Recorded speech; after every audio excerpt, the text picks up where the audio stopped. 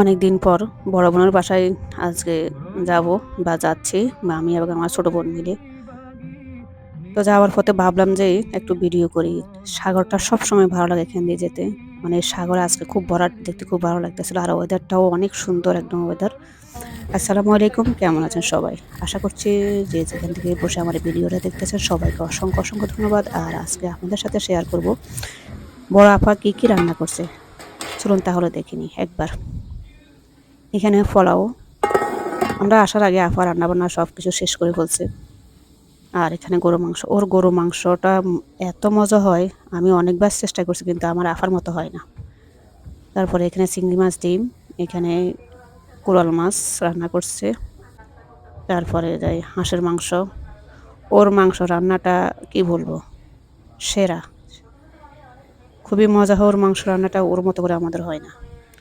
আর এখানে হচ্ছে কবুতরের মাংস, আমরা কবুতরের মাংস খুব বেশি পছন্দ করি খেতে। আর এদিকে হচ্ছে বাচ্চাদের জন্য রোস্ট করছে। আপা রান্নাবান্না করে রেখে গেছে আর আমি আপনাদের সাথে শেয়ার করতেছি। বাহ, কি দারুণ না! তারপরে বরবটি রান্না করছে। আর আরেকটা হচ্ছে, আপনাদেরকে প্রথমেই দেখাচ্ছি যে কাঁঠালের বিচি ভর্তা বাটতেছে। এটা হলো সেই কাঁঠালের বিচি দিয়ে শুটকির ভর্তা। খুবই মজা হয়েছে এই ভর্তাটা। আর এদিকে হচ্ছে টমেটো ভর্তা। আমাদের খাওয়ার টেবিলে আসলে যে কোনো একটা ভর্তা না হলে হয় না। আর আমাদের এখন, আমি আপনাদেরকে দেখালাম, আর এখন আমাদের টেবিলে খাওয়ার সার্ভ করছি। আমরা এখন সবাই মিলে খাবো। আফা সপ্তাহে 6 দিন কাজ করে। এই 6 দিন কাজ করার পরেও যদি কেউ এতগুলো আইটেম রান্না করে, বলতে হবে তার মন মানসিকতা কেমন।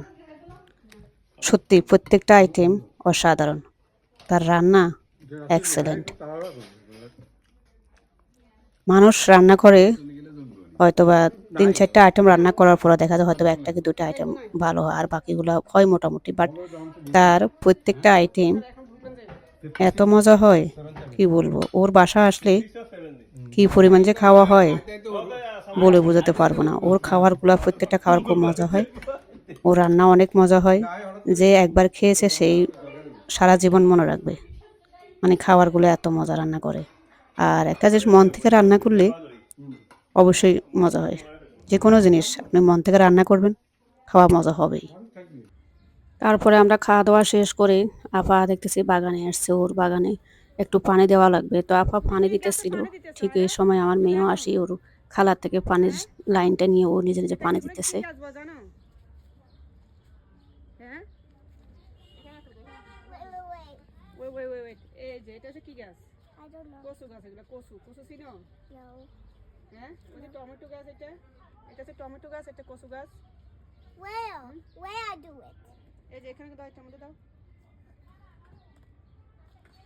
লাগবে না, একটা নিয়ে আসো, তুমি মারো।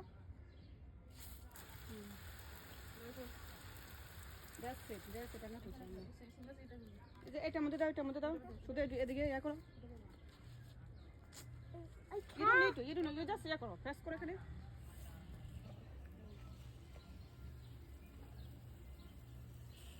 এটাকে কি বলো বলো? সিম দেখ, তুমি যে সিম খাও, হ্যাঁ তুমি যে সিমের বেশি খাও, এটা যে শেষ সিমের বেশি। ওখানে কেন? ব্যাকেটটা বড় থাকার কারণে বাচ্চারা সুন্দর খেলতে পারে। আমাদের বাচ্চাগুলো এখানে খেলতেছে। আর একটা বড় কথা হচ্ছে যে আমার বড় ভাই বাসা আর বড় বোনের বাসা মাঝখান দিয়ে ব্যাকইয়ার্ড, এই জন্য অনেক সুবিধা। আমার অনেক ভিডিও আছে এই বাড়িতে, এই বাড়ির।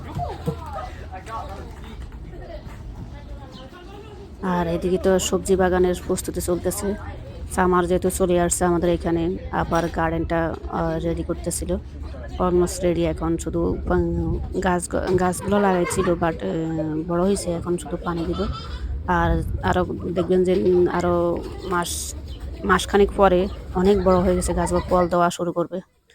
আমাদের ওদিকে সব শেষ, বা ঘরে এসে আমরা সবাই মিলে কাঁঠাল খোলার, এদিকে কাঁঠাল খুলতেছে আমার বোনে, আর আমরা সবাই মিলে খুব মজা করতেছিলাম, খাইতেছিলাম। কাঁঠালটা অসাধারণ ছিল, সত্যি অনেক মজা ছিল কাঁঠালটা।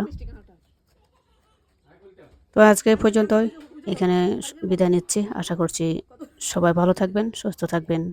আল্লাহ হাফেজ, আসসালামু আলাইকুম।